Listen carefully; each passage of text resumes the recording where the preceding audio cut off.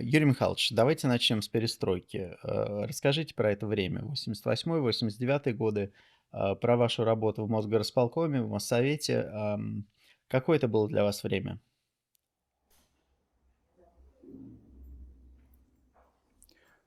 Ну, я думаю, что можно сказать, что это были годы не перестройки, а годы начала хаоса в нашей стране. Я в то время, до перехода своего в исполком Моссовета, работал членом коллегии Министерства химической промышленности и возглавлял управление по науке и технике. И на меня произвело удручающее впечатление решение нашей власти, и политической, и исполнительной власти в стране, по тому, чтобы передавать по существу власть на предприятиях так называемым трудовым коллективам. Я был до этого 14 лет генеральным директором крупнейшей химии. Я был до этого генеральным директором крупнейшей в химической промышленности научно-производственной фирмы.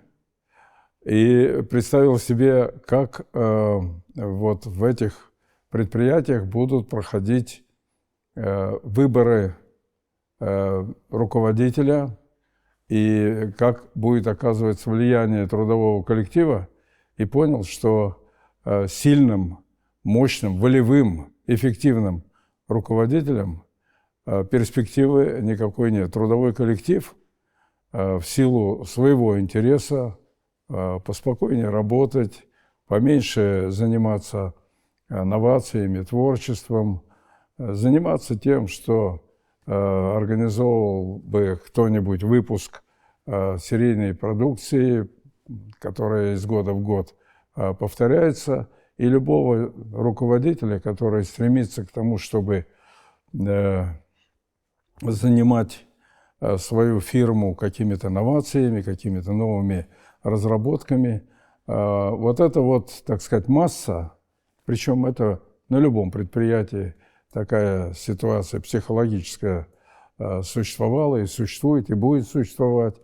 А эта масса такого руководителя воспринимать не будет. Им нужен более покладистый, более мягкий, нетребовательный, спокойный.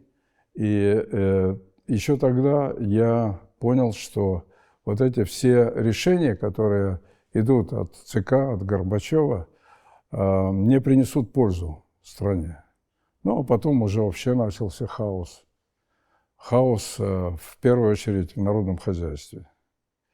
Это время Горбачева, который хотел понравиться Западу своими какими-то новациями в стране. Сам Михаил Сергеевич был в этом плане абсолютно безграмотным. Он вырос по существу в партийной среде, двигался в тех областях, которые не были связаны с промышленностью, по крайней мере, больше с сельским хозяйством. И, пожалуй, я бы сказал, не знал, так же, как и Никита Сергеевич, это особый разговор про Никиту Сергеевича Хрущева, так же, как и Никита Сергеевич, точно не знал, что нужно делать и какие решения принимать в стране. То есть вы не восприняли перестройку как позитивные реформы? Вы знаете, я помню уже время, когда я был первым заместителем председателя исполкома Моссовета, я, будучи, ну, совсем не в восторге от деятельности Михаила Сергеевича, снял его портрет в своем кабинете, о чем ему сразу же доложили, потому что сама система оповещения работала при нем так же, как и при предыдущих руководителях страны. Вот. Но могу сказать, что вот это мое действие, оно не привело в силу личных таких моментов в характере Михаила Сергеевича, оно не привело к тому, что я был изгнан или я подвергся каким-то репрессиям. Он это знал, но никаких репрессий по отношению ко мне не проявлял. Это интересно тоже было, потому что в любое другое предыдущее время, если бы первый заместитель председателя исполкома Моссовета, я был в этой должности, он такое себе позволил, то, я думаю, генеральный секретарь ЦК КПСС такого ненормального изгнал бы со своего места, и я не знаю, там какие дальше последовали бы действия, но карьера, по крайней мере, карьера, я не говорю о жизни, потому что совсем раньше потому что совсем раньше это вообще могло стоить и заключения, жизни, и чего угодно. Вот. Здесь никаких со стороны Горбачева действий, которые бы мстили бы мне, за вот это мое такое решение нетривиальное, не последовало. То есть вы тогда не ощущали никакой потребности в какой-то реформе системы и необходимости каких-то изменений? Вы знаете, безусловно, было, когда я был руководителем этой крупной, самой крупной в системе химической промышленности фирмы научно-производственного объединения, которое называлось «Химавтоматика». Я внес предложение коллегии Министерства химической промышленности по преобразованию моей фирмы, 20 тысяч человек, крупнейшая система, крупнейшая структура, по преобразованию ее в объединение, работающее на полном хозрасчете. Я эти предложения разработал, доложил на коллегии Министерства химической промышленности, но один из членов коллегии, который ведал этими идеологическими моментами в работе химической промышленности, сказал, что я своим предложением по полному хозрасчету в своей фирме отменяю Карла Маркса. На этом эти предложения были похерены, я извиняюсь, и к ним все боялись возвращаться. А смысл заключался в том, что Карл Маркс еще в свои годы, когда по существу наука не была так развита, в основополагающем труде, который называется «Капитал», я очень уважаю все, что там было расписано, но он не заметил такой могучей роли науки. Тогда наука, особенно наука, которая связана была с бизнесом, с практикой, с технологией. И он сказал, что по существу наука ничего не стоит. Поэтому вот этот деятель, замминистра химической промышленности по кадрам, сказал, что я своими предложениями отменяю Маркса, который заявил, что наука не может быть на хозрасчете, поэтому Карл Маркс говорит, что она ничего не стоит. Ну, абсурд. И я просто отвечаю на ваш вопрос, что вот эти мысли, желания у меня были и в тот период, когда я работал в отрасли, занимался практическими делами, потому что тогда научно-производственное объединение не только разрабатывало, но и производило свою продукцию. Но перестройка не стала ответом вот на эти вопросы ваши, да? То есть вы не восприняли ее как положительное явление? Конечно, конечно. Но, в общем-то, все было очень сжато. Все было очень сжато, и не было тогда такого состояния, да, кстати говоря, к сожалению, и в последующие годы, когда промышленность рвалась к тому, чтобы положительные результаты работы научно-исследовательских, опытно-конструкторских организаций, сразу принимать на производство, организовывать новые технологии, новое оборудование, новые приборы, новые технологические линии.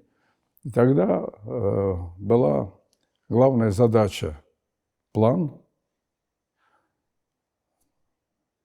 Правда, корректировки плана были все-таки сделаны. Раньше был вал, так называемый, а потом оценивался план по реализации продукции, то есть потому что ты продал, но существа это не меняло.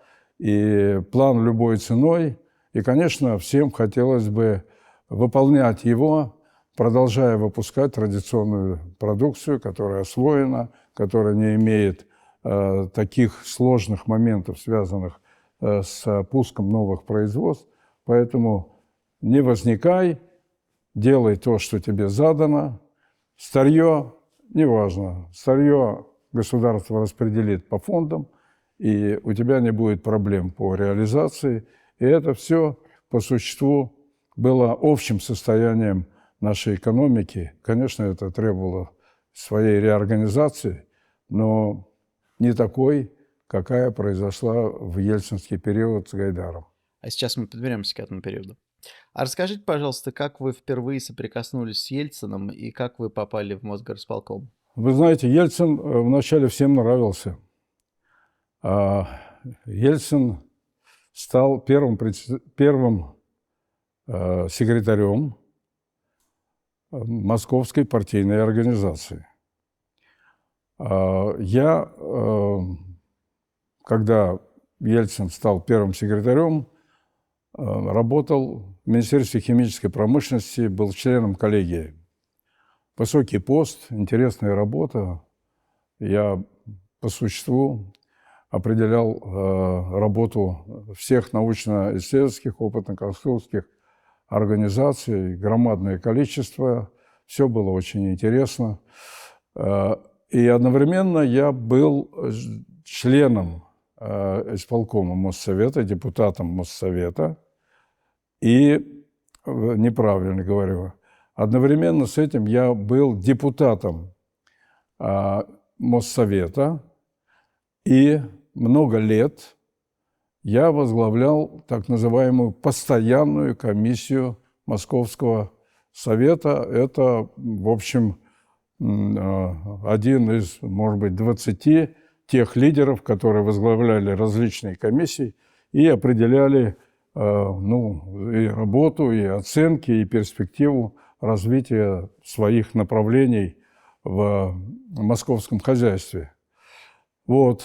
Когда пришел Ельцин и стал первым секретарем Московского городского комитета партии, он был настроен так, по-революционному, как преобразователь.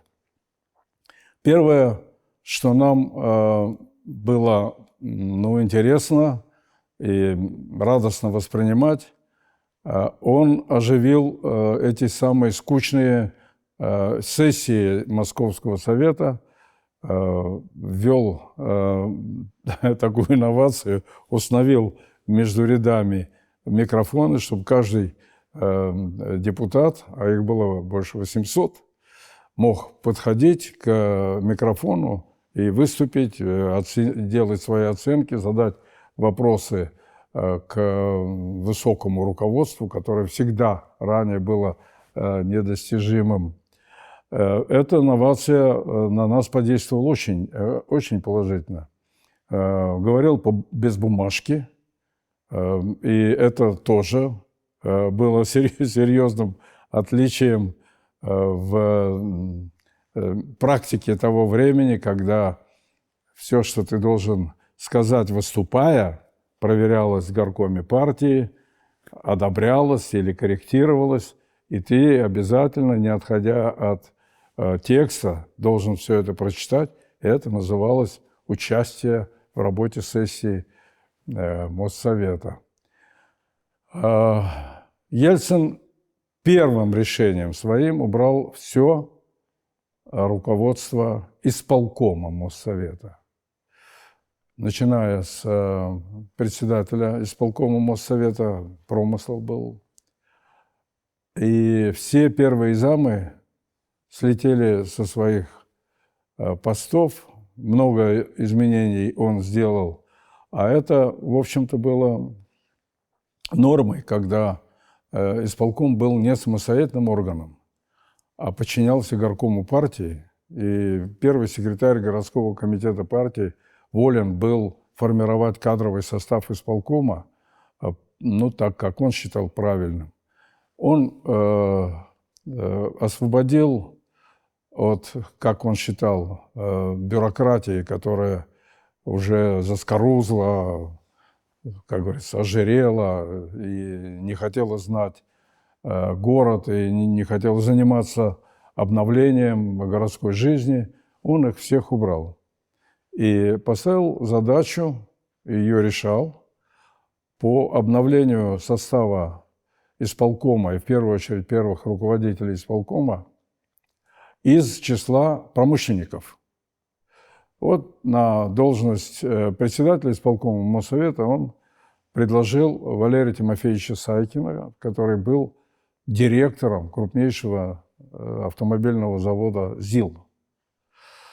Ну вот, а поскольку я был много лет и работником в промышленности, и был генеральным директором фирмы, я вам сказал уже, и потом членом коллегии Министерства химической промышленности, он положил на меня глаз и предложил мне работать в качестве первого заместителя председателя исполкома Моссовета. Я отказывался, потому что моя работа в химической промышленности мне нравилась больше простора, больше возможностей, я занимался наукой.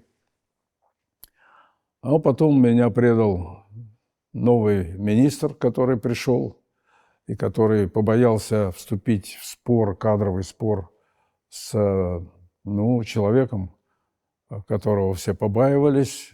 Это первый секретарь горкома партии, да еще столичного, Москвы. Вот. И этот министр, который пришел тоже из партийных рядов и понимал, что такое партийная дисциплина, в конце концов дал согласие Ельцину на мой переход. При моем возражении этот переход состоялся, и я стал первым заместителем председателя исполкома Моссовета. Вот это было первое знакомство в кабинете вечером, когда Ельцин вел разговор с министром, с которым я до этого разговора договорился, что министр будет ему отказывать. А министр после некоторых слов Ельцина так перепугался, что замахал, я так понимаю, в своем кабинете руками, сказал: что вы. Я слышал этот разговор. Ельцин специально... Вот. После этого он меня спросил: Юрий Михайлович, неужели вы с этим министром будете работать? Я говорю: вы меня поставили почти в безвыходное положение для решения. Я не хочу работать в Моссовете, но я не буду работать с этим министром, который предает своих членов коллегии. Он говорит: меня это устраивает. А какое впечатление на вас сам Ельцин произвел личное? Заменить карточку? Расскажите, какое впечатление Ельцин произвел на вас? Серьезное, сильное впечатление. Он был в то время, по крайней мере, очень демократичным, очень доступным, постоянно посещал все новые объекты, стройки в Москве. Он был очень нелюбим в Политбюро. Он был кандидатом в члены Политбюро и постоянно, наверное, там со своими оценками выступал. Оценки резкие, жесткие, объективные.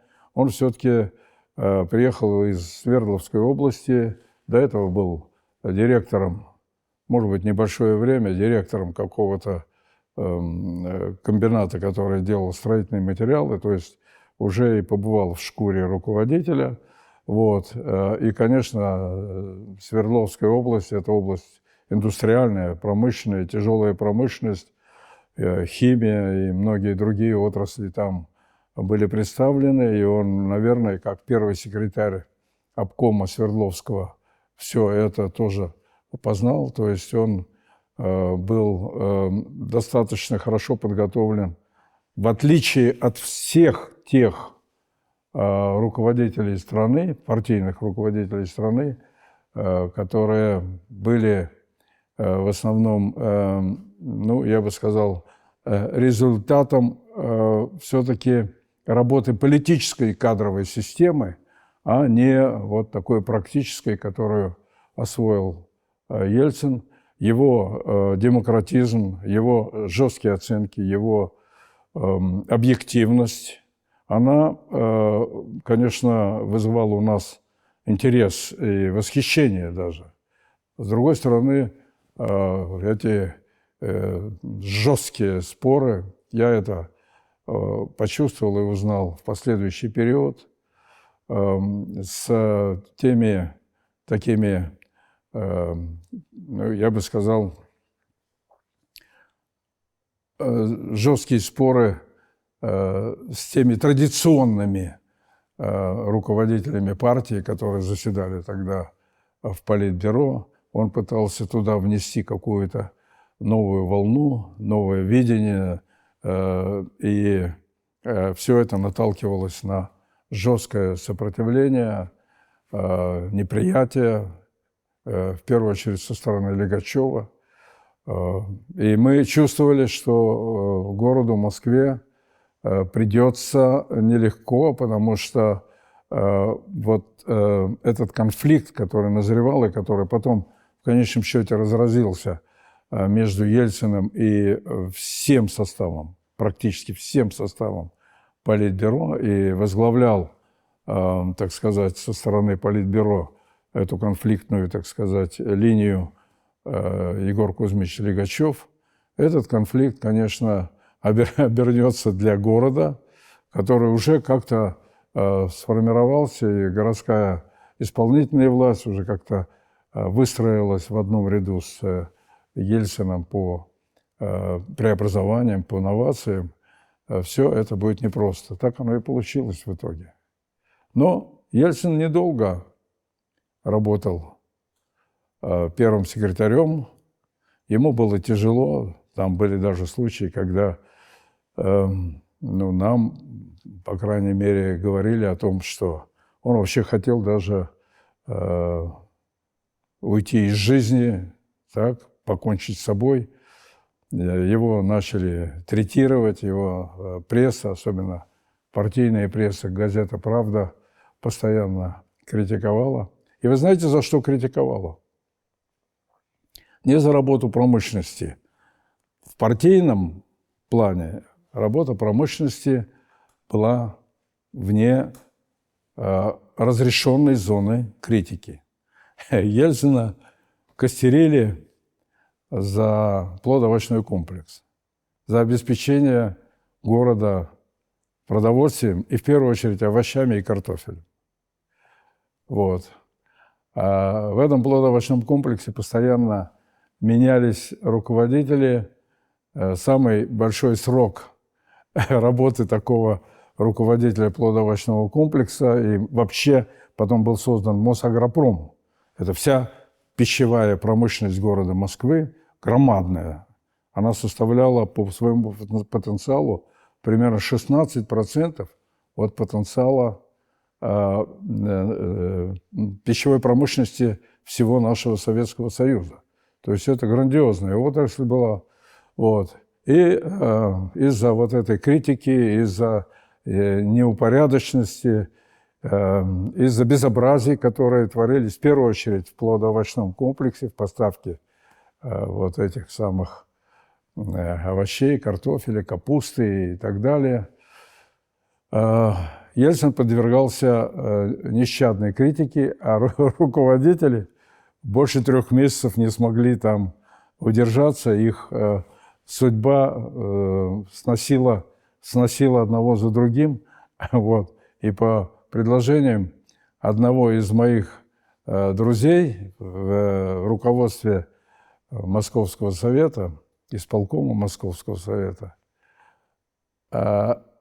Я показался этому человеку слишком независимым и слишком активным, и он предложил Ельцину мою кандидатуру как председателя Мосгорагропрома, одновременно первого заместителя председателя исполкома Моссовета. То есть титул у меня остался, и Ельцин меня уговорил.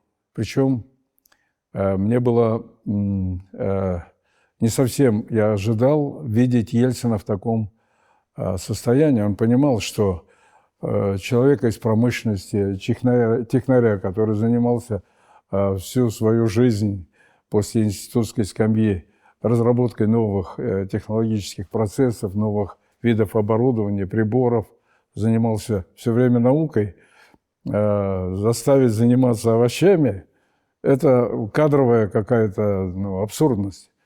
И Ельцин, тем не менее, оказавшись практически в безвыходном положении, пригласил меня не в кабинет, это было на Трубной площади, там еще был центр такой партийный, в отдельную, даже это не кабинет был, это отдельный зал такой немаленький, и сказал: Юрий Михайлович, я вас прошу взять Мосагропром и глав Мосплодовощпром под свое руководство. Я говорю: вы с ума сошли.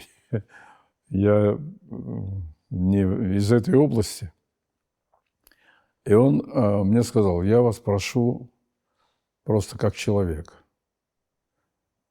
Вот. Мне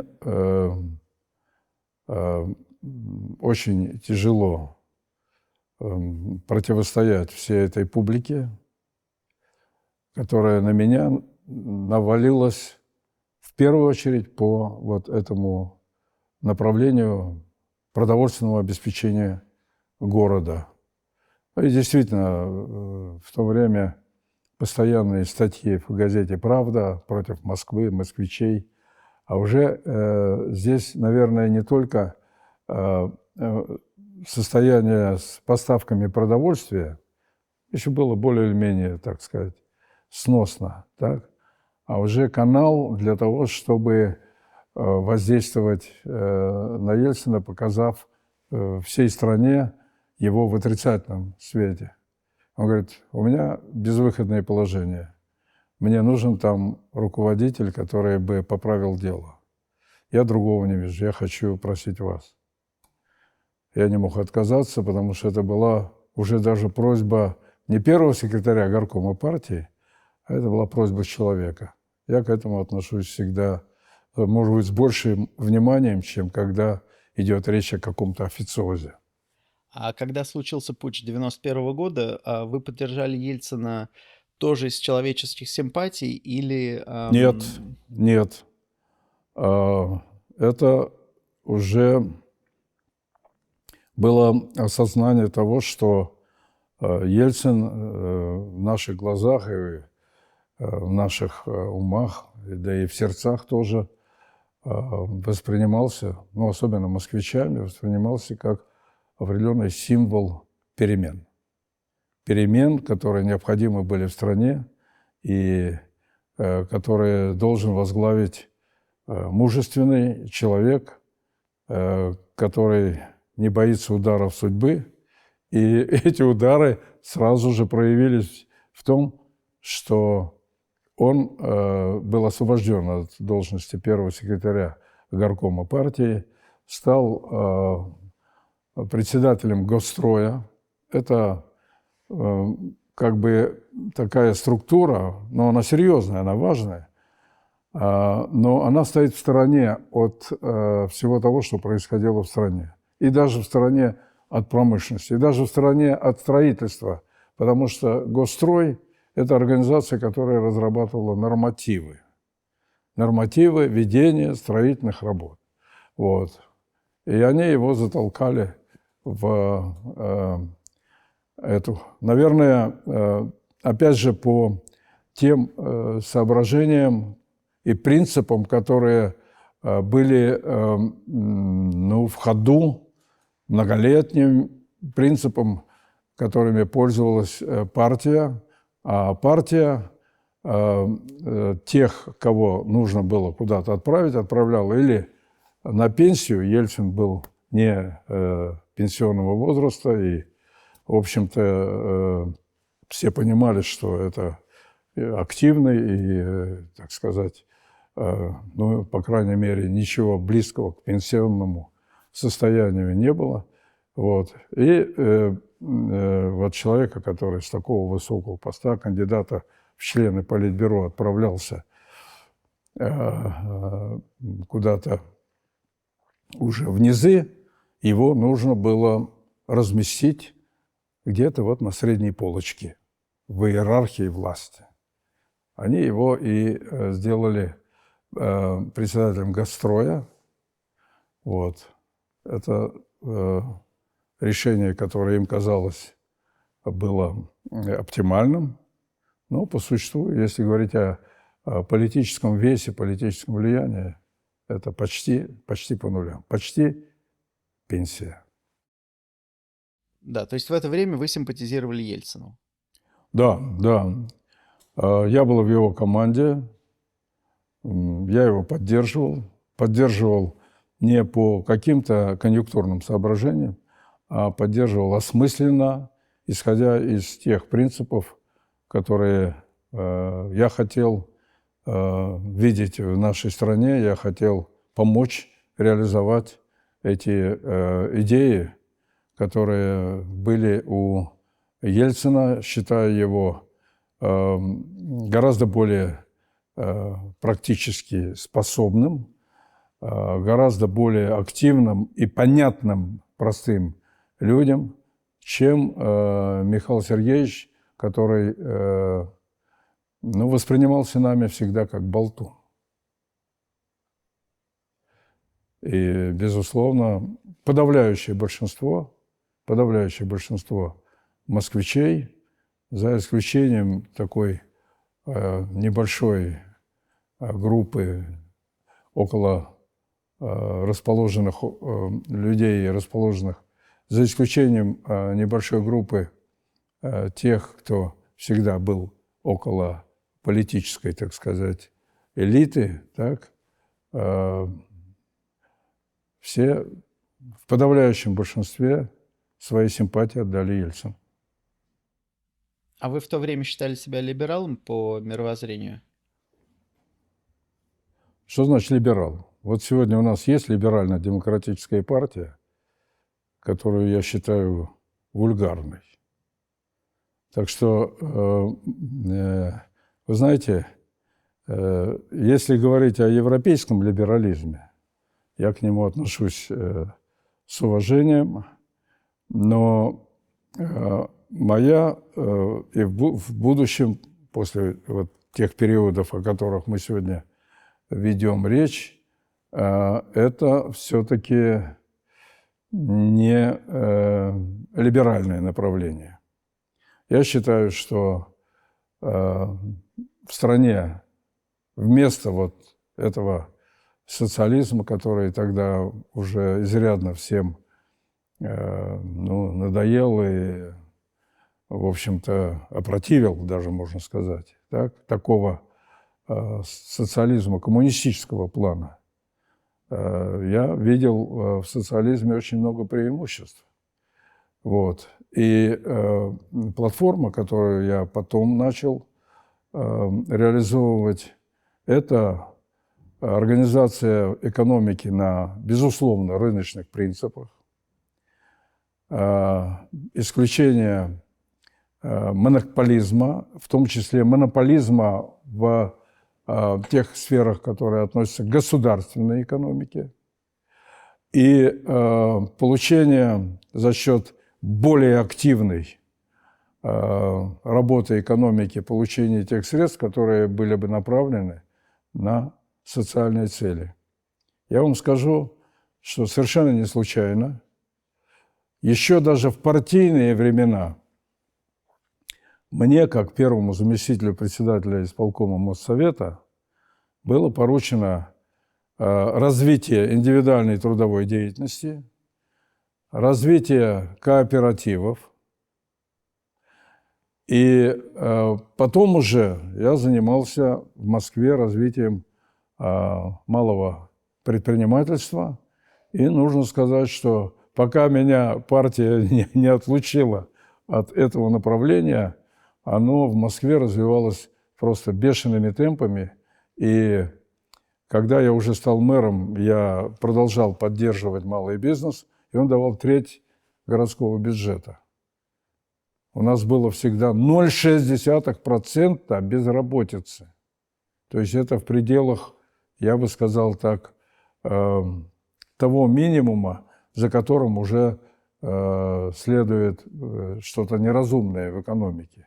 Безработица – это понятная система, потому что если посмотреть на интересы общества, так, то вы увидите в этом обществе среди тех, кто считает, что он должен обязательно находить в себе применение, работу, так, есть до 5% тех, кто говорит, если у меня будут какие-то минимальные условия в жизни, я никогда не соглашусь работать.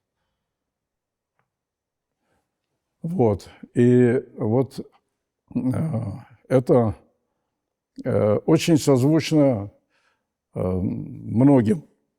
И то, что я пытался провести в жизни и в последующем через партию Отечества, очень созвучно многим базисным целям европейских партий, такого социалистического, но не в коммунистическом ключе я эту тему рассматриваю.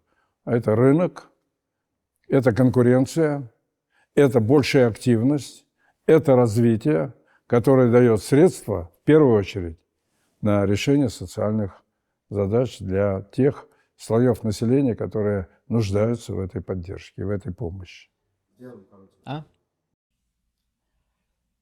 Расскажите, отставка Попова стала для вас неожиданностью? Вы знаете, вот все те, я бы сказал, даже революционные преобразования после 91-го и 93-го года, после этого безумного коммунистического путча,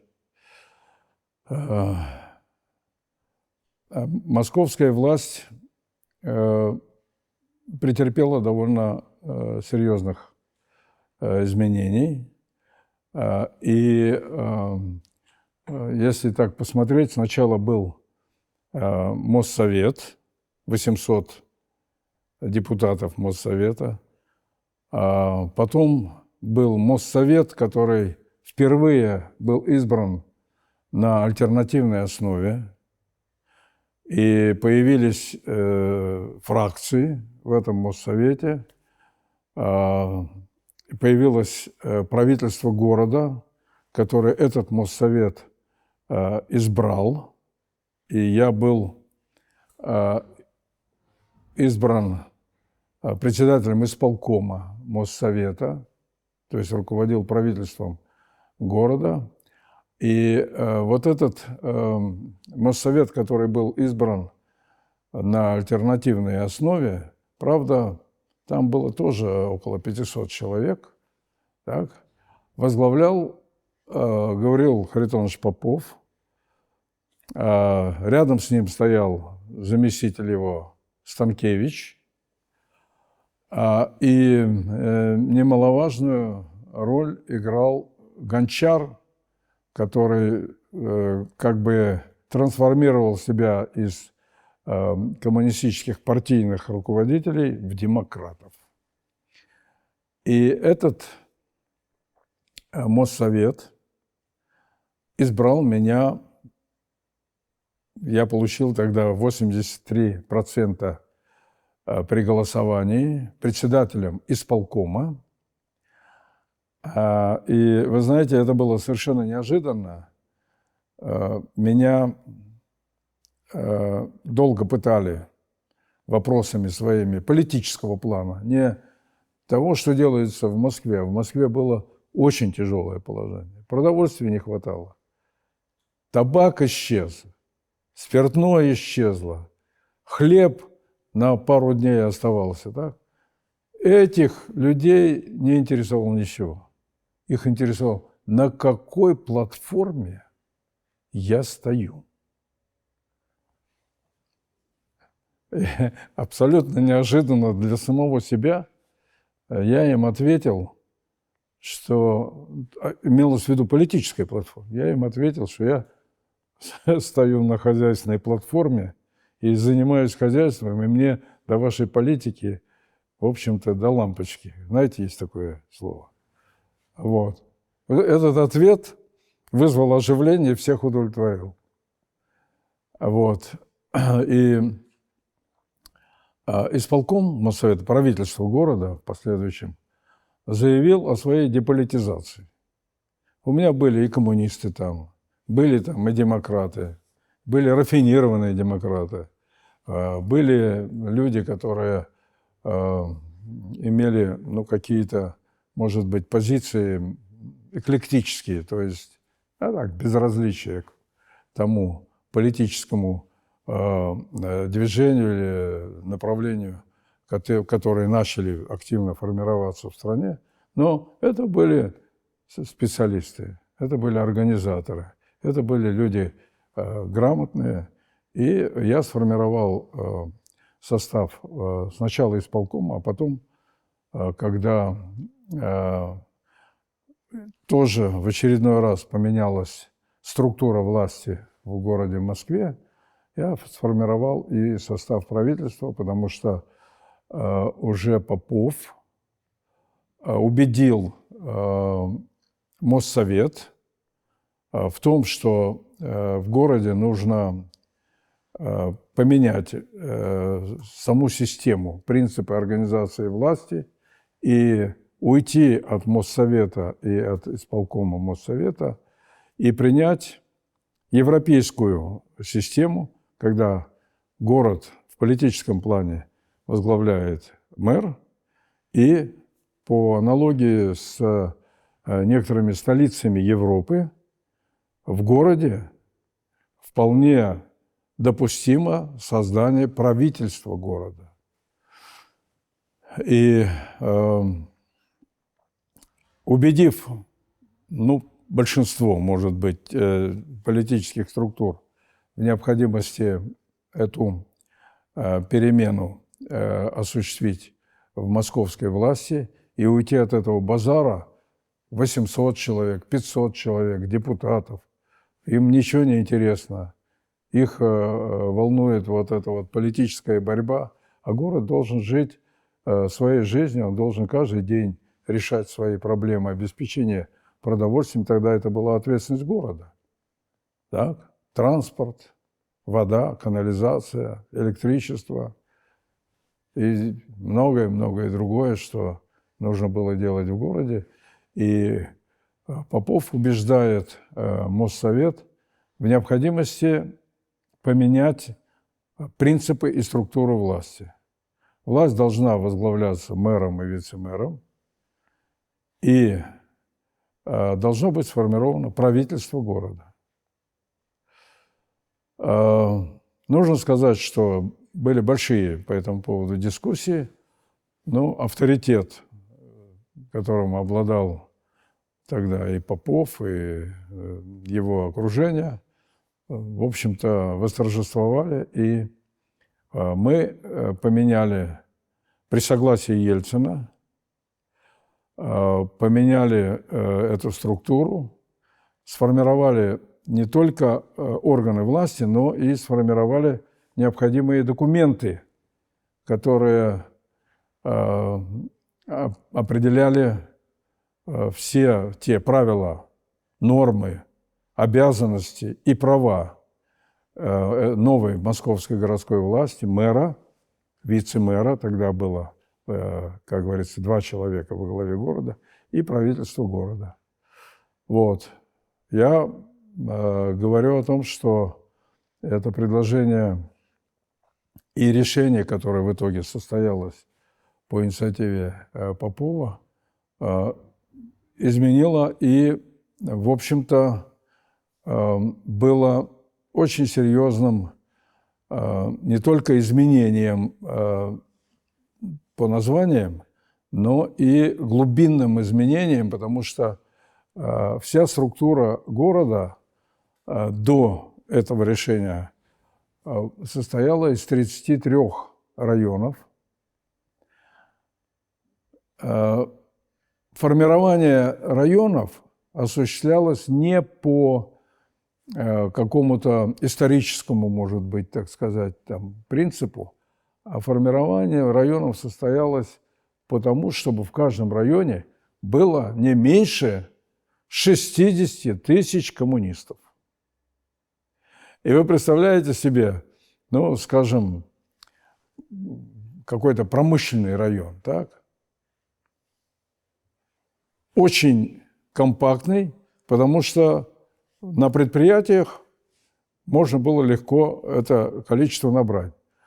А жилые массивы, в которых громадное количество жилых домов и почти нет промышленных предприятий или там каких-то, может быть, структур, в которых были бы там партийные комитеты или партийные организации. Вот. И получились районы, скажем, 1 на 200 тысяч жителей, а окраинные районы до 1 миллиона и больше. То есть это все было сосредоточено в 33 таких районах, и была полная несуразица. А цель была чисто политическая. И вот когда сформировали новую власть, то это разрабатывал исполком. Конечно, это было тоже, все делалось вместе с Поповым. Новая власть сформировала 10 префектур, которые существуют и до сих пор. И таким образом мы ушли от такой партийной схемы, коммунистической схемы структурирования московского хозяйства и московских властей и перешли на вот такую географически ориентированную структуру, что вызвало просто безумный протест со стороны коммунистов. Они увидели в этом, по существу, потерю своего еще продолжающегося и серьезного влияния в городе Москве, а влияние в Москве многое определяло и в стране. Нам пришлось почти год работать в условиях, когда мы сформировали все эти наши округа, так, а принять нормативные документы и зафиксировать их в Минюсте почти целый год нам не давали вот эти все протесты, возражения и так далее, и так далее. И вначале вот наше это структурирование новое, а это ведь должно быть изменено и структурирование органов внутренних дел, иных государственных органов, социального страхования, социальной поддержки, судов и так далее, и так далее. То есть вся эта структура, которая обслуживала Москву, разделенную по коммунистическим таким блокам, так, вся эта структура должна быть перестроена. Вот. И слава Богу, что мы не допустили хаоса, и к нашему решению все больше и больше стали, хотя протестов было безумно много, все больше и больше относиться с уважением, и в конце концов нам с Поповым удалось принять решение по тому, чтобы это было узаконено. Сегодня это работает. Сегодня у нас где-то 135, ну, по крайней мере, на тот период, когда я был мэром, было муниципальных районов. Каждая префектура состояла из муниципальных районов. По существу это места компактного проживания в историческом плане, и опять возникли и появились те самые старые названия там, поселков, деревень, районов, которые были в коммунистический период все преданы, так сказать, забвению и чуть ли не уничтожению, хотя уничтожить это было невозможно, потому что, ну, по крайней мере, то, что было историческим, так, коммунистическая партия уничтожила не все, кроме монументов, так, потому что ей было не до того, а так и это тоже пошло бы в костер. Но все-таки почему ушел Попов? Это было сложное время для правительства города. Я уже возглавлял правительство, одновременно был заместителем мэра, их нас было двое. И мы, кстати, прошли через выборы. Мэр и вице-мэр избирались на альтернативных обязательно выборах. И у нас было, нашей паре было 5 пар претендентов на пост мэра, в том числе и очень там видный, и тот же предыдущий председатель исполкома был, он так настроен был прокоммунистически, вот, Сайкин. И мы победили, очень убедительно победили на выборах. Я стал вице-мэром и одновременно премьером правительства города. И мне было очень комфортно работать, хотя, если вспомнить Москву того времени, это было что-то ужасное.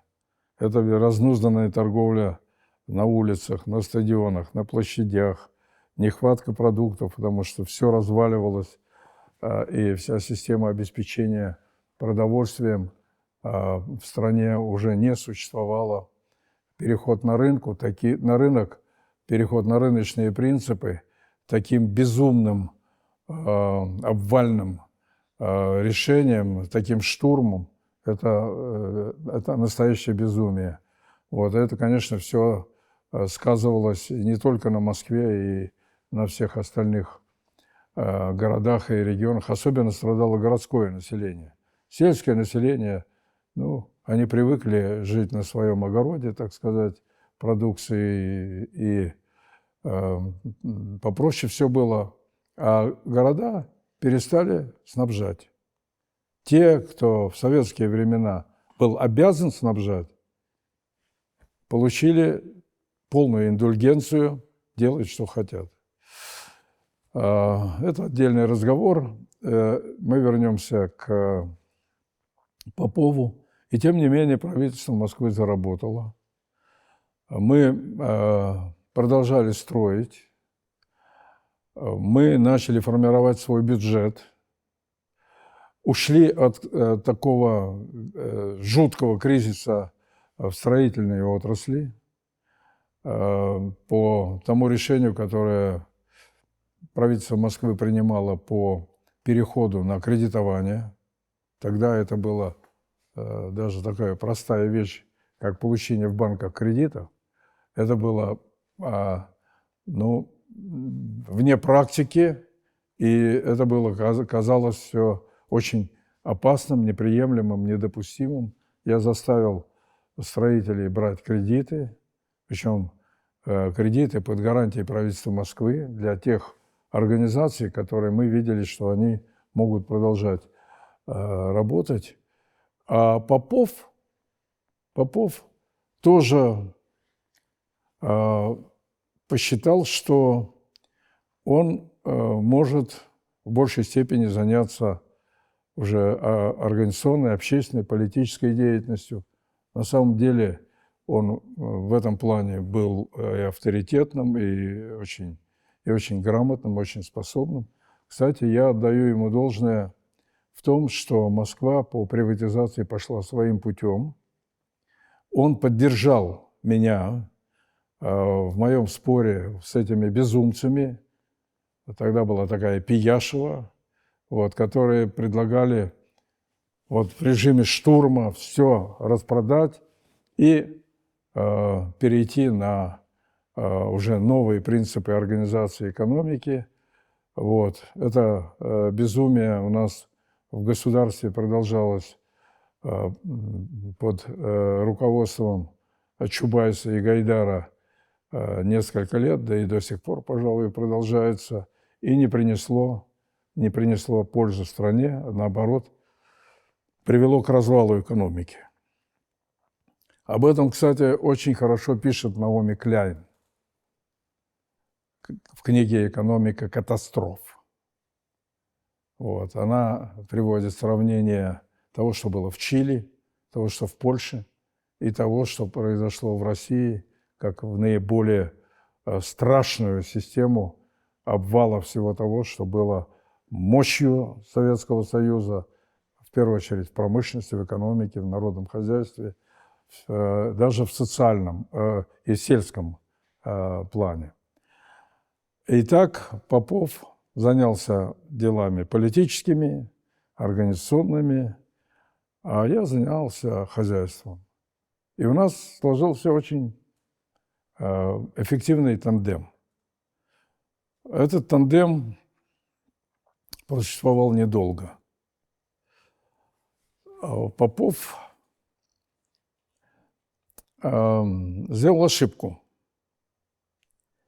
Он видел, что Ельцин, который стал лидером страны, который получил всю необходимую власть, ведет дело к, может быть, не к улучшению, не к развитию, а ведет дело к ухудшению, к катастрофе.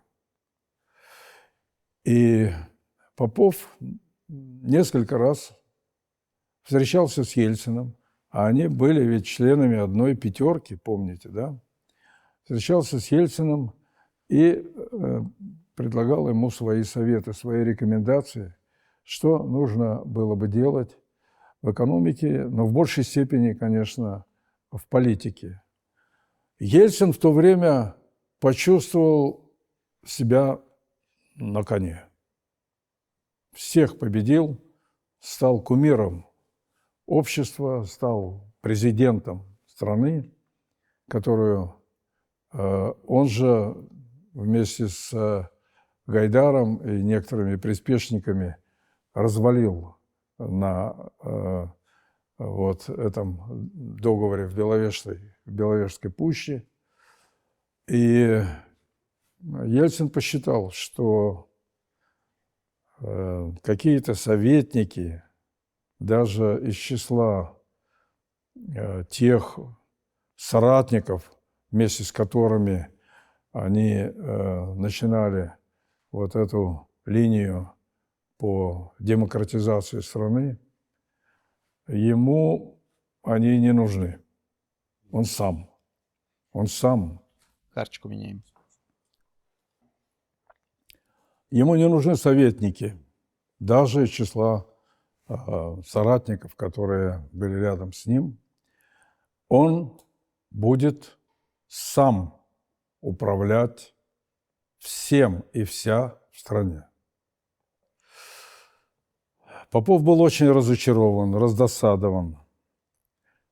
И, собрав нас, сказал, что он уходит. Меня это не устраивало. Меня устраивало вот это разделение наших с ним функций в городе.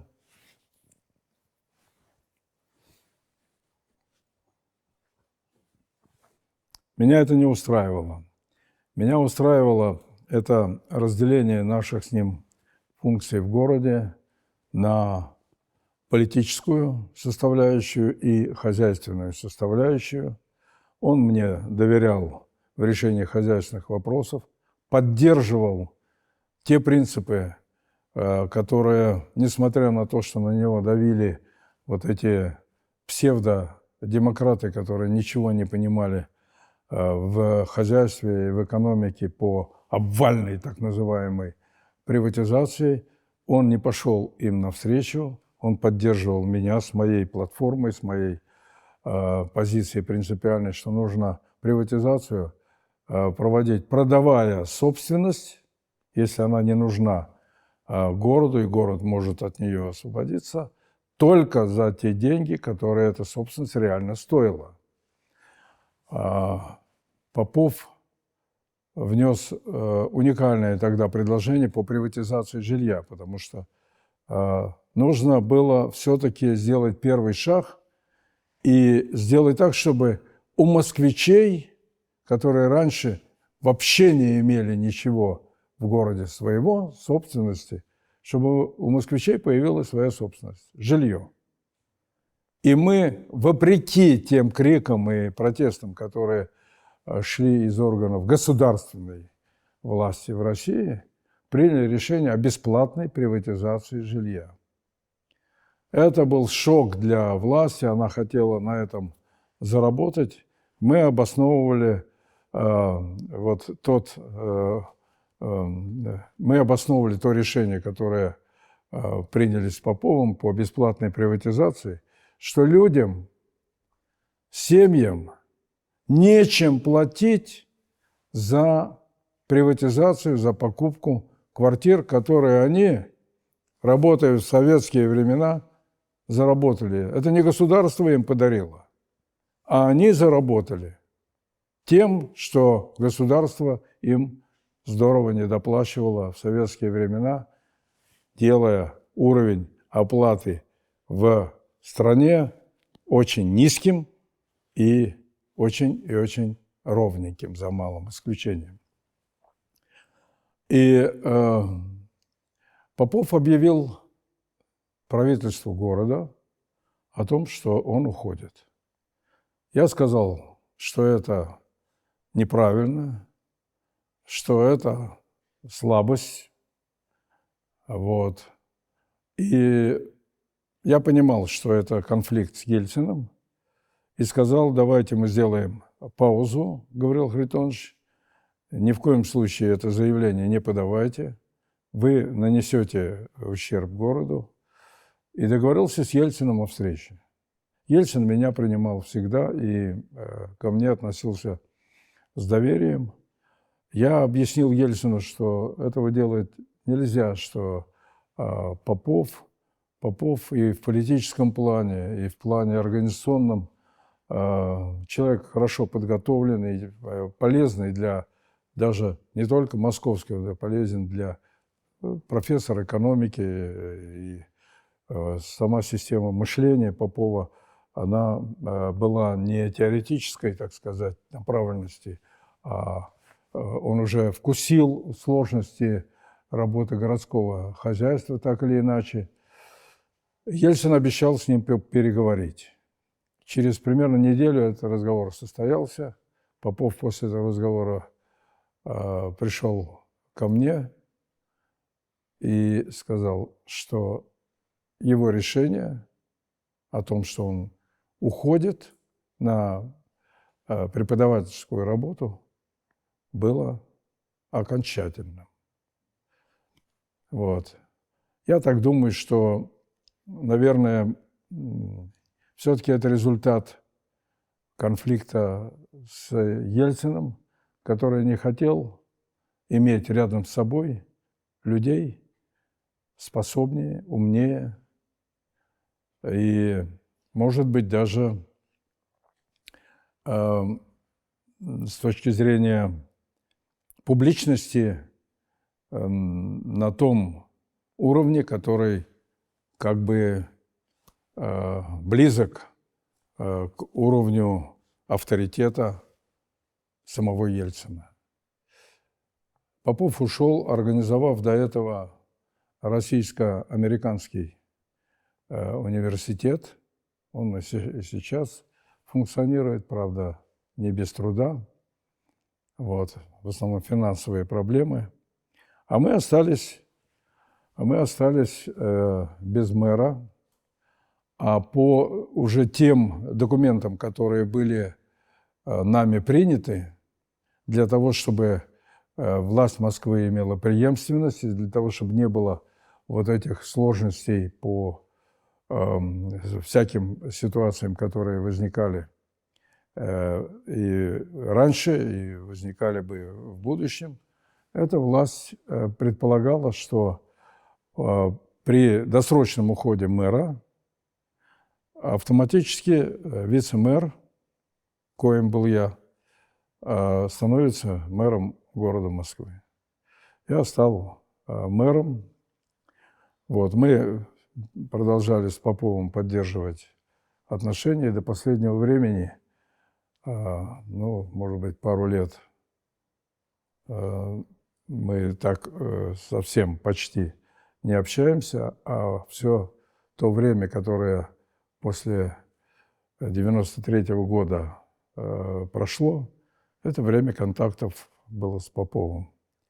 Вот такова судьба. После этого были многочисленные выборы на альтернативной основе, и за исключением предпоследних выборов мэра, когда в силу каких-то уже государственных обстоятельств Путин уговорил и Совет Федерации, и Государственную Думу, что мэров на какой-то период будет назначать президент по согласованию с соответствующими законодательными собраниями регионов или по голосованию из трех.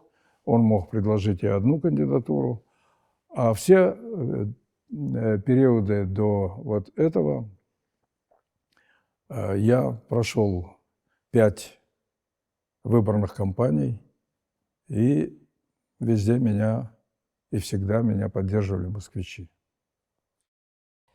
Я боюсь не успеть задать вам все вопросы, которые хочу задать. Давайте попробуем спланировать время, которое у нас осталось, чтобы мы могли проговорить все темы, которые нам нужно затронуть для Это эфира. надо у Дениса узнать, но уже так поджимает.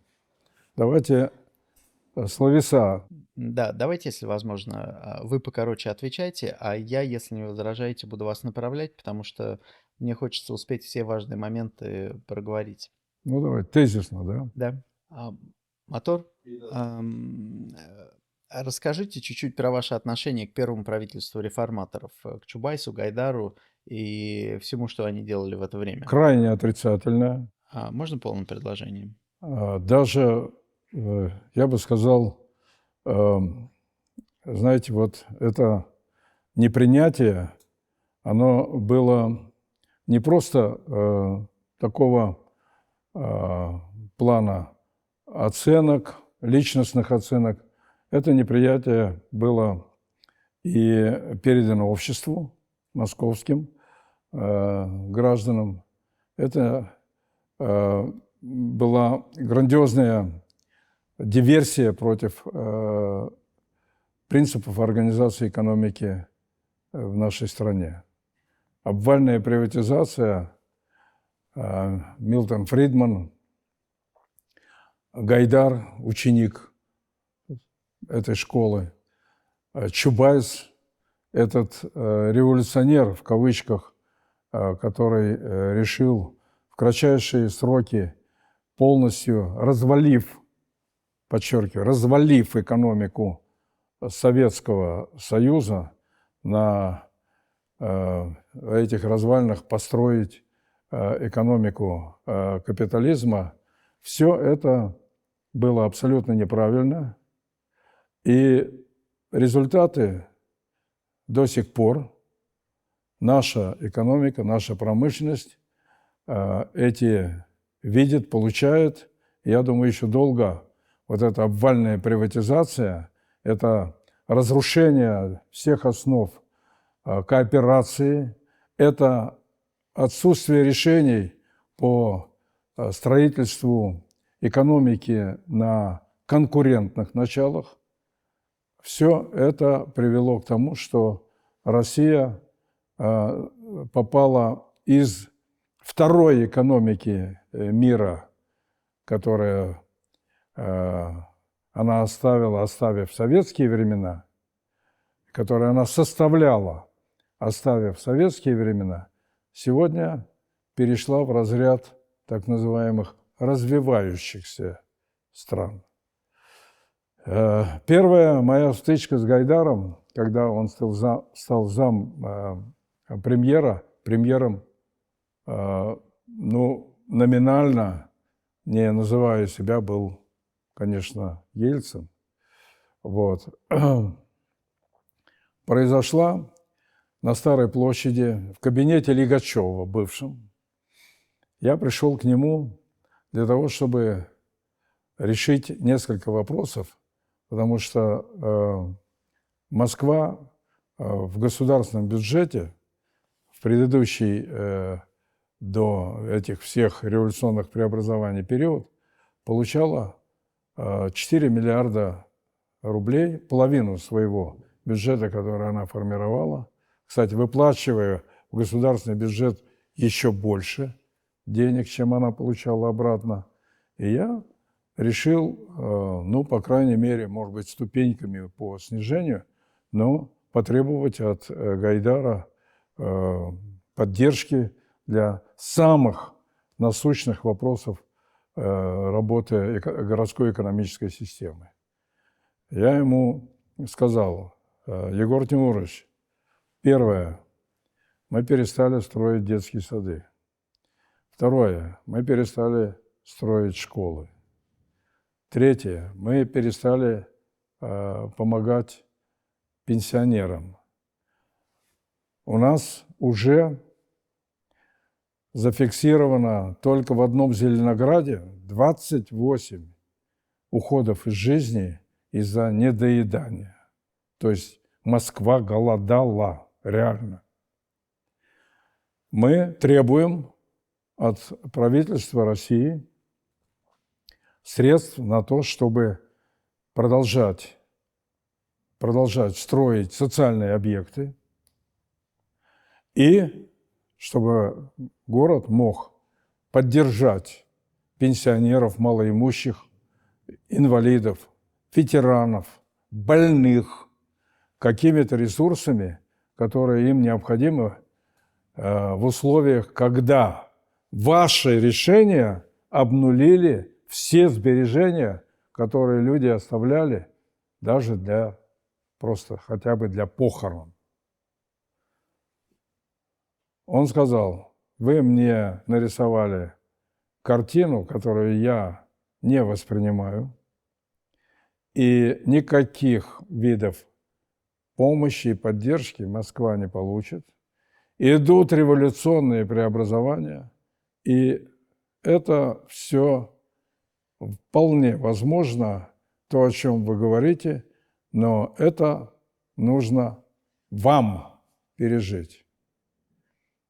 Я говорю: слушай, Егор Тимурович, скажи, пожалуйста, вот если бы среди этих 28 пожилых людей, которые ушли из жизни из-за голода, был кто-то из твоих родителей, как ты это все воспринял бы? Он говорит: Юрий Михайлович, на этот вопрос я вам отвечать не буду, потому что это вопрос провокационный. Я говорю: почему? Почему? Почему кто-то должен страдать из-за того, что ты неправильное решение принял в государстве, когда зарплаты никакой нет, когда руководители предприятий с людьми расплачиваются, кто что выпускает, вплоть до могильных крестов. Бери этот крест и продавай, и получай деньги. Вот такая у тебя философия. Это философия развала страны.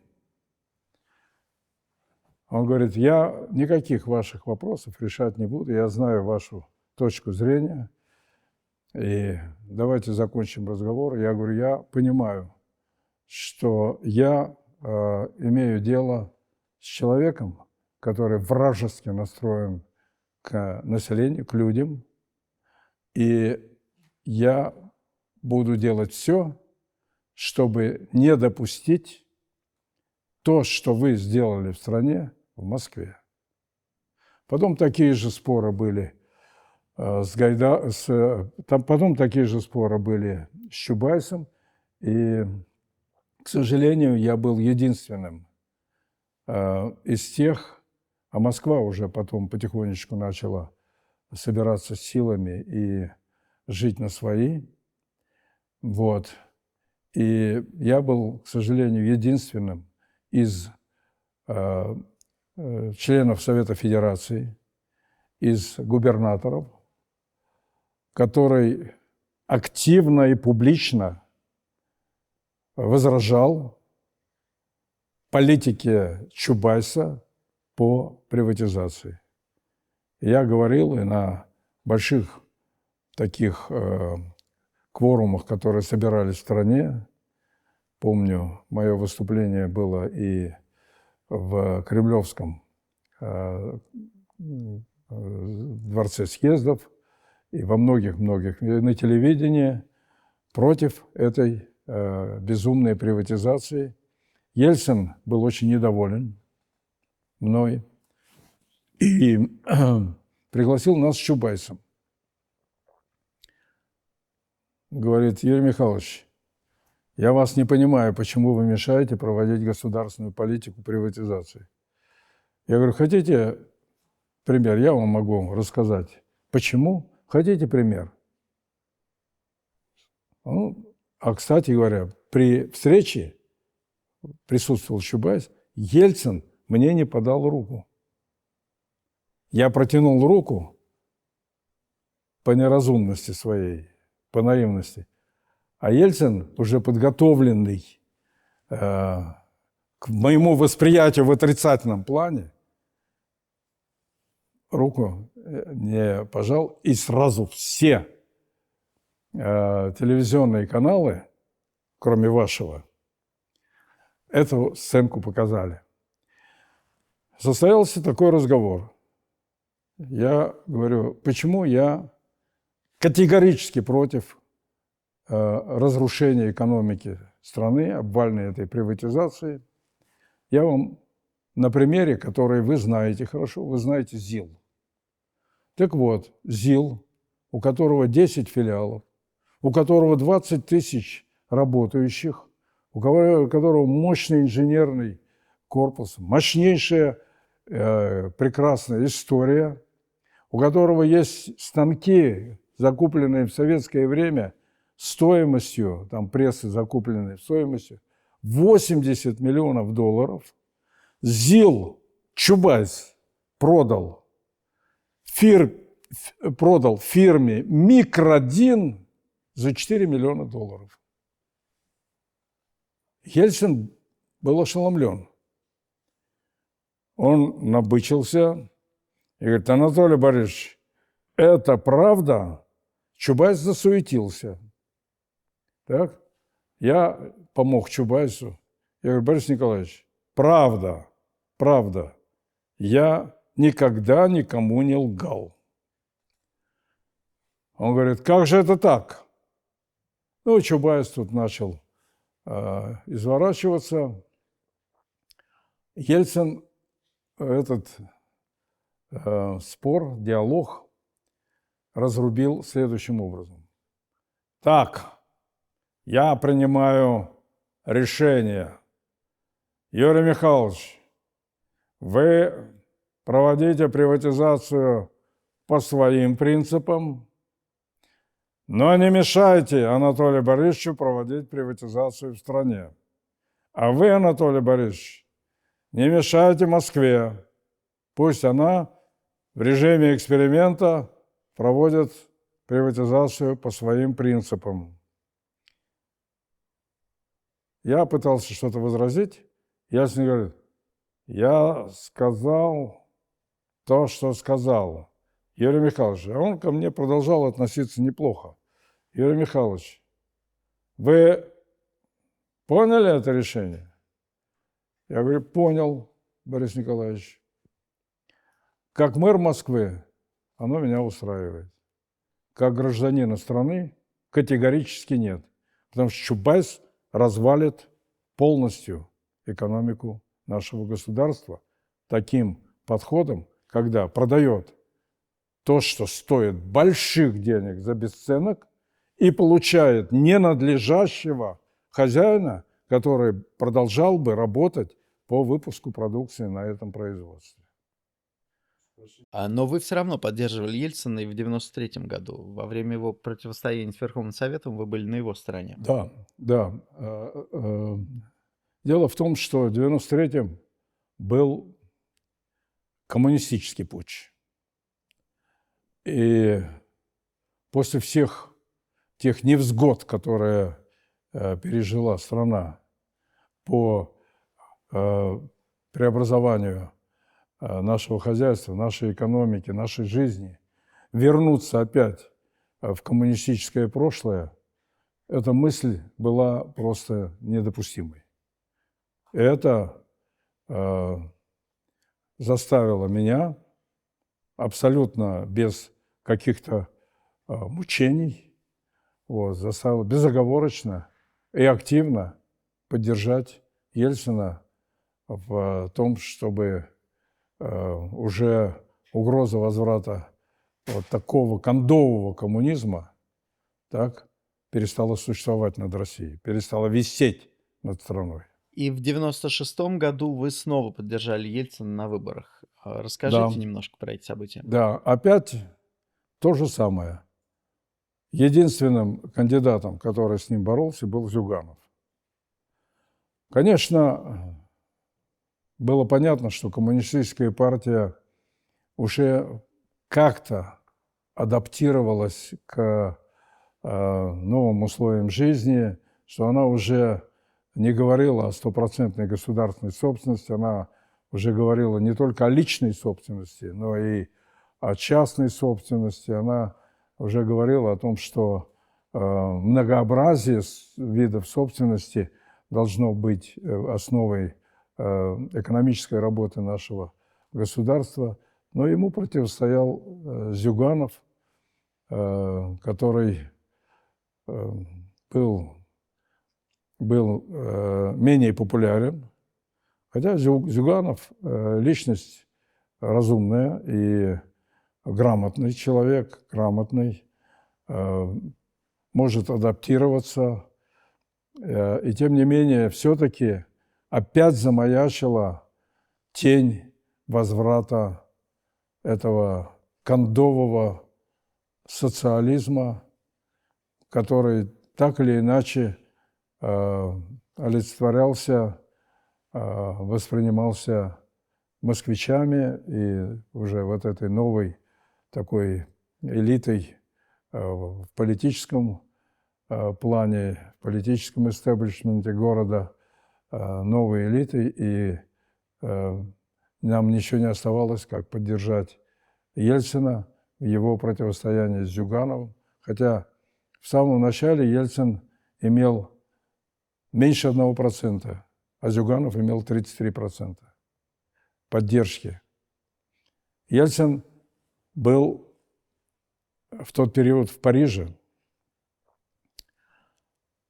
и понимая, что он может проиграть, решил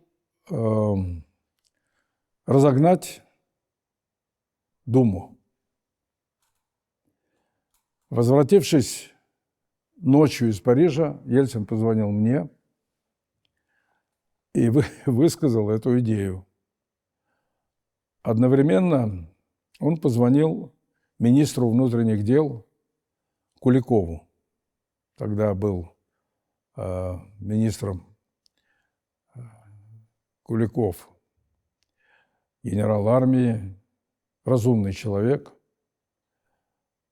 Я сказал Ельцину: а зачем это вы хотите сделать? У него, конечно, была понятная идея снова вот эту самую создать хаотическую ситуацию, где, опять же, он, может быть, не на танке, а на чем-то другом, должен снова понравиться, хотя уже восприятие Ельцина проявились тогда с полной силой его личностные недостатки, было негативным. Безусловно, было негативным. И слава Богу, что и Куликов,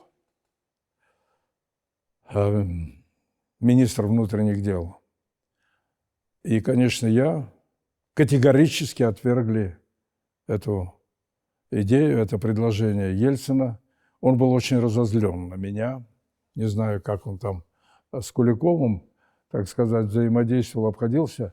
Но мы это ему отказали, даже не обсуждая друг с другом этот вопрос. И я Ельцину сказал: Борис Николаевич, зачем вы снова хотите вот эту вот самую кашу заварить в Москве и с россиянами? Давайте будем работать на победу. Он говорит: Юрий Михайлович, исходные позиции абсолютно неперспективны. Я говорю: Борис Николаевич, надо работать. В первом туре вы не выиграете, вы вполне при определенной работе, там несколько месяцев оставалось до выборов, можете войти во второй тур. А во втором туре победите, может быть, не потому, что вы сегодня выглядите мощнее, чем ваш будущий противник, скорее всего, это будет Зюганов, а просто народ не захочет возврата. И вы будете президентом. Вы так думаете? Я говорю: Борис Николаевич, надо работать, и все получится. И слава Богу, нового штурма уже Государственной Думы не состоялось, и началась работа. На исходных позициях у Ельцина было почти по нулям.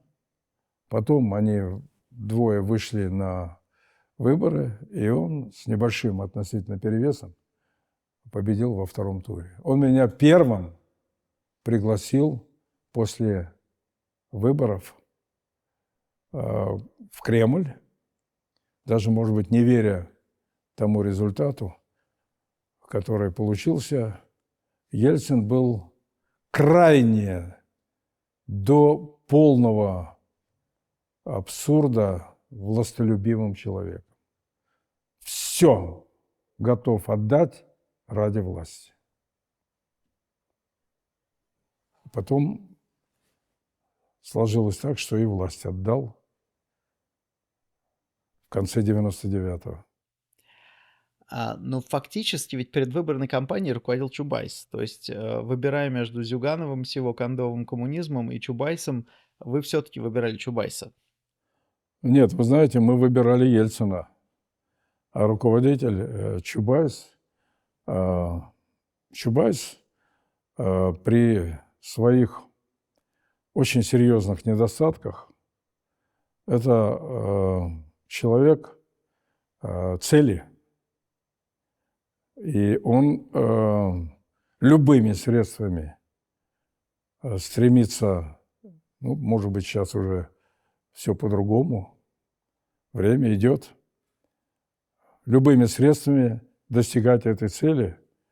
У меня с ним контакта не было. Я помогал Ельцину в избирательной кампании своими возможностями. У меня был второй авторитет, второй рейтинг много лет в стране, и ко мне прислушивались.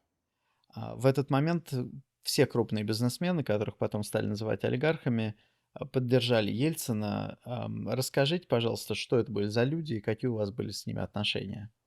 С Гусинским я был знаком, он много работал в Москве, вот этот Мосбанк, какие-то там дела по строительству у него были в Москве.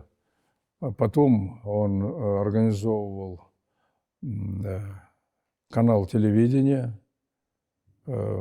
который оказался гораздо более смотрибельным, потому что он привнес, а он сам, по-моему, по образованию какой-то режиссер, театральный какой-то институт закончил, вот, и знал, как это организовывать.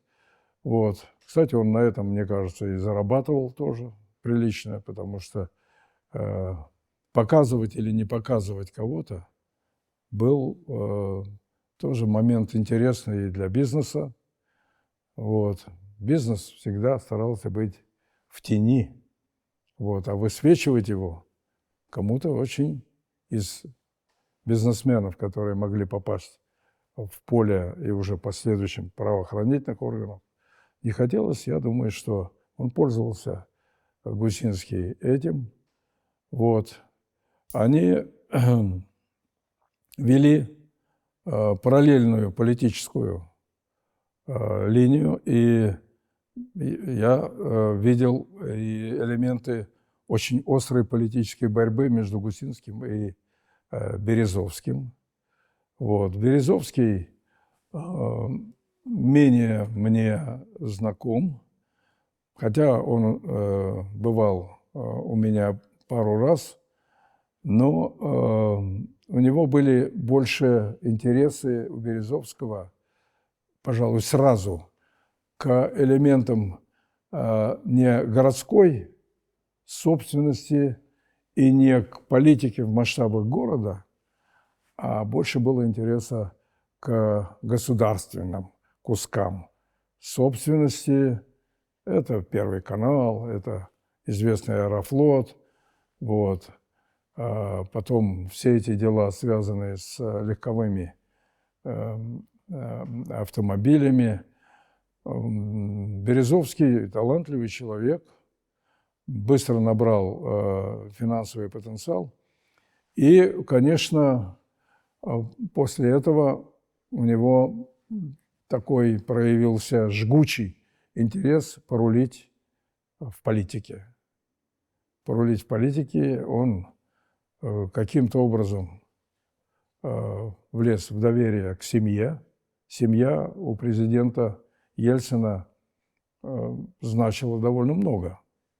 Дочка Татьяна, Наина, вот, он к ним прислушивался, вот, и в этом отношении как-то так воспользоваться теми моральными и не только моральными возможностью воздействия на Ельцина через семью для Березовского было важной целью. И между ними было такое противостояние. Мне кажется, это противостояние было по поводу тех личностей, которые каждый из этих кланов хотел провести в правительственные органы или, может быть, даже повыше. Вот. Борьба эта закончилась, по-моему, печально и для того, и для другого. И сопровождалась такими очень яркими телевизионными передачами. Вот. И в общем и целом она не сыграла полезную роль ни для того, ни для другого. Хотя в этой борьбе первым победителем был, конечно, Березовский. Или, так правильно сказать, в этой борьбе окончательную победу все-таки получил Березовский, хотя эта победа им воспринималась в последующем в полном негативе. Я помню, когда власти арестовали Гусинского, это было, конечно, нападение по существу на средства массовой информации, потому что Гусинский позиционировал уже не как бизнесмен, а как такой общественный деятель, владелец телевизионного канала, 4-го канала, самого смотрибельного. Там были и куклы, вот эти передачи. Интересный канал был. Программа «Сегодня», такая острополитическая. Вот. И когда его уже, когда терпение кончилось у власти, и его арестовали, так, ко мне обратились с комментарием, я сказал, что это арестовали не Гусинского, а арестовали телевидение, арестовали средства массовой информации. И с точки зрения демократии это просто безумие, это неправильно. Ну и, конечно, я не думаю, что это какие-то мои слова здесь возымели свое действие, но Гусинскому дали сбежать. Гусинскому дали сбежать. Ну вот вы говорите, что каждый из бизнесменов ставил на тех людей, которые они надеялись, с их помощью смогут оказаться у власти. А на кого ставил Гусинский? Ой, вы мне задали вопрос, который я по памяти, по крайней мере, по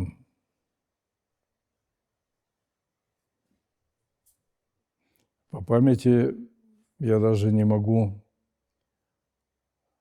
У них были, конечно, люди, которыми они оперировали, которых они поддерживали. И я не могу сейчас вам назвать фамилию этого человека, потому что Гусинский все-таки вот к концу правления Ельцина уже был довольно долгое время в бегах. Я не знаю, там, какие там вопросы решал он, находясь в этом самом, то в Израиле, то в Испании, так. Но, по крайней мере, наверное, какие-то интересы у него оставались.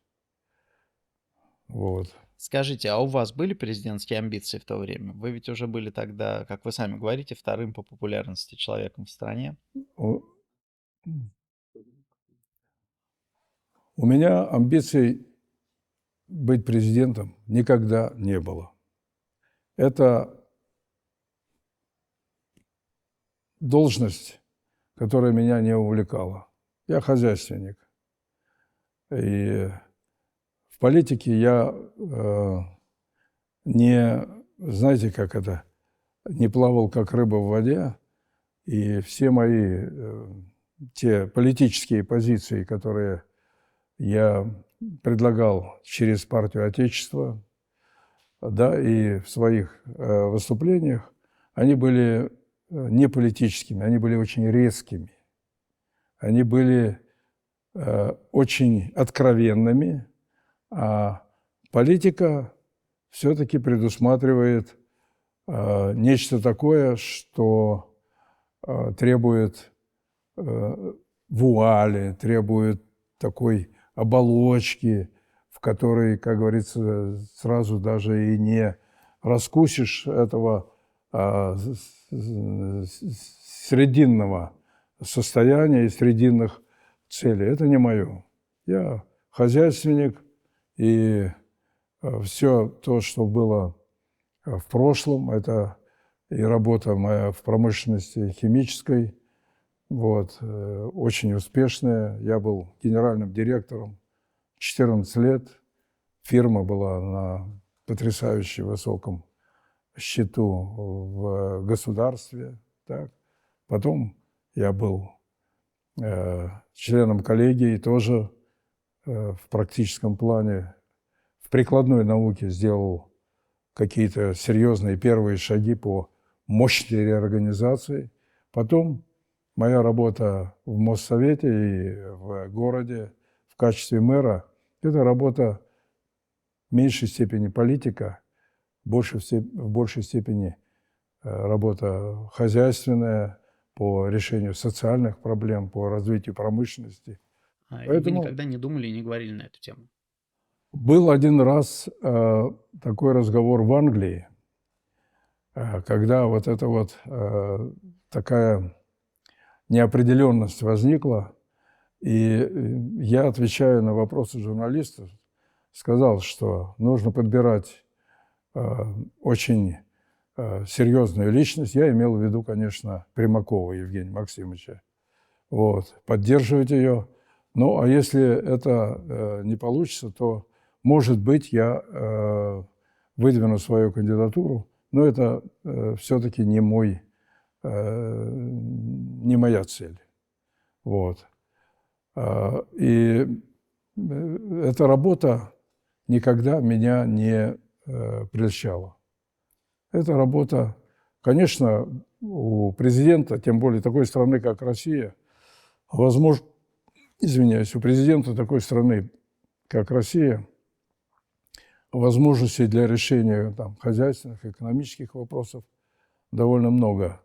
Но, тем не менее, особенно в ситуации, которая сегодня складывается, это ситуация борьбы политических партий, каких-то политических ориентиров, это внешние какие-то такие связи, контакты и тоже позиции на глобальном поле. Меня это никогда не интересовало, не увлекало. Ну, вы же собирались идти на выборы в 2000 году в тандеме с И Примаковым? как кандидат в премьеры. В премьеры, но Да, это же был шанс дальше стать и да, президентом.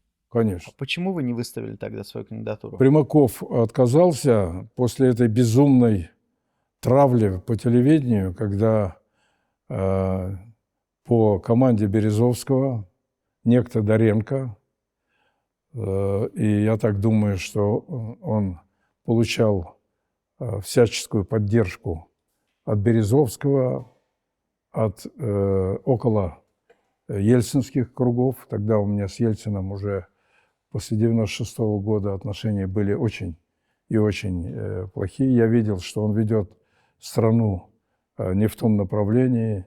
Это пьянство, это отсутствие интереса к решению деловых, жизненно важных для страны вопросов. Это подписи, которые он ставил в полуневменяемом состоянии на документах, которые ему подкладывали в интересах каких-то элит. Вот. И, конечно, это все требовало иного решения в рамках новых лиц в государственной власти. И, конечно, возникла борьба. Евгений Максимович Примаков выдвигался от партии «Отечество».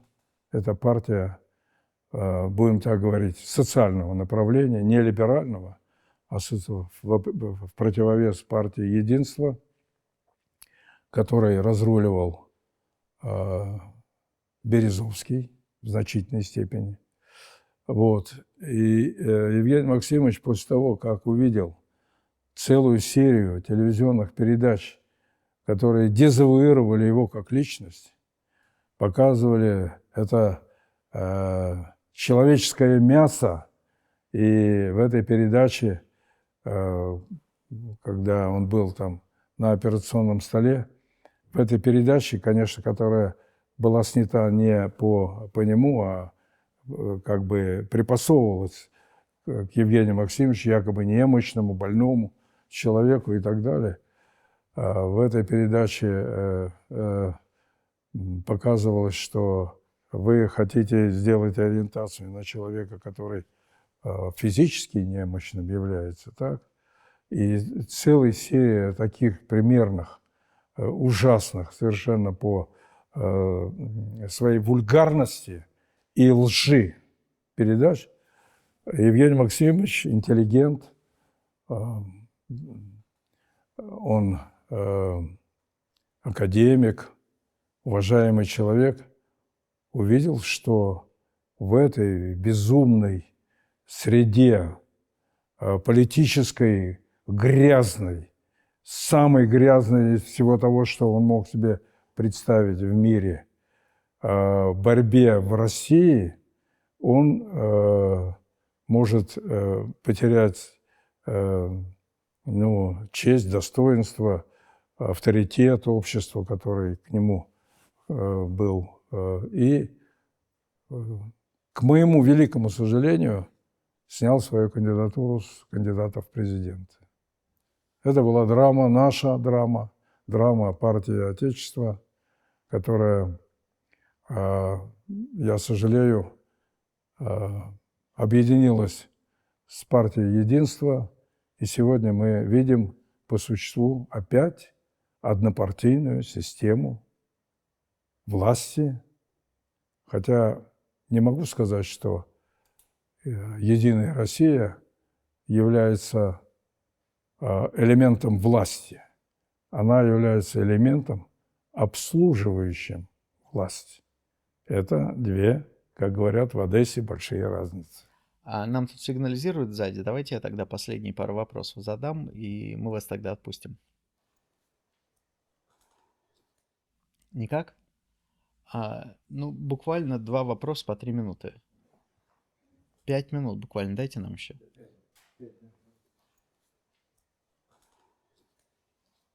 Вы меня срываете. Ну, прям буквально 2 вопросика. Да. Было такое понятие «семья», да? Семья Ельцина, семья в кавычках, которой принадлежали не только непосредственно члены семьи, но и ближайшее окружение. Часто называют Чубайса, Березовского. Естественно, это не было чем-то официальным, но при этом это был как будто такой орган власти при Ельцине, принимающий основные решения. Расскажите, что это была за структура такая? То, что вы говорите, то и было. Это была семья, и не просто семья, которая состояла из лиц, находящихся в родственных отношениях. Вот. Это была группа, которая вращалась вокруг президента, который, по-моему, в последнее время уже мало что понимал в том, что они хотят, которая разруливала политические процессы и капитально грабила страну. А кто входил в семью?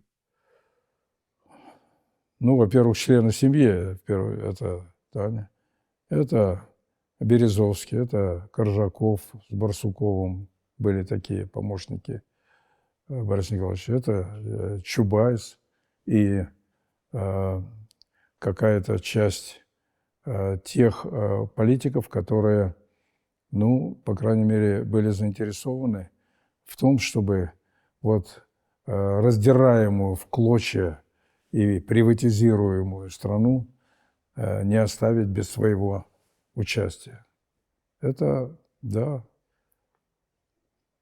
очевидная семья в тех самых понятиях, в которых мы видим фильмы, которые, кстати, недавно у нас был показан по американской семье, известной.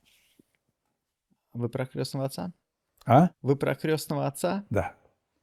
А последний вопрос тогда. Расскажите, почему вы не поддержали кандидатуру Черномырдина после того, как сняли Кириенко, и Ельцин попытался снова вернуть Черномырдина на место премьера? Мы дружили с Виктором Степановичем.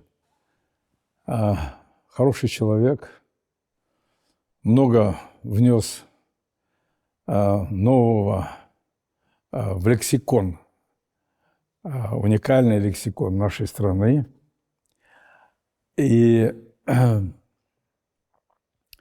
он был безвольным, добрым, и нужен был этим людям для того, чтобы они под его амофором, под его прикрытием проводили все свои дела по приватизации и так далее. Он это все понимал. Он сам промышленник, он сам бывший министр, он это все понимал, но он не мог им противостоять и не хотел, потому что любое противостояние Черномырдина могло закончиться его отставкой, а он хотел все-таки немножечко еще продержаться в качестве премьера. Вот. Поэтому я, видя все это, не стал поддерживать Виктора Степановича, хотя И даже после всего этого мы с ним продолжали дружить, мы дружили семьями, и, конечно, очень жалко, что он как-то рано ушел из жизни, и его супруга тоже до этого ушла из жизни. Вот. Это был хороший, добрый человек, но не герой, но не орел, как он сам любил говорить о других. Юрий Михайлович, спасибо большое.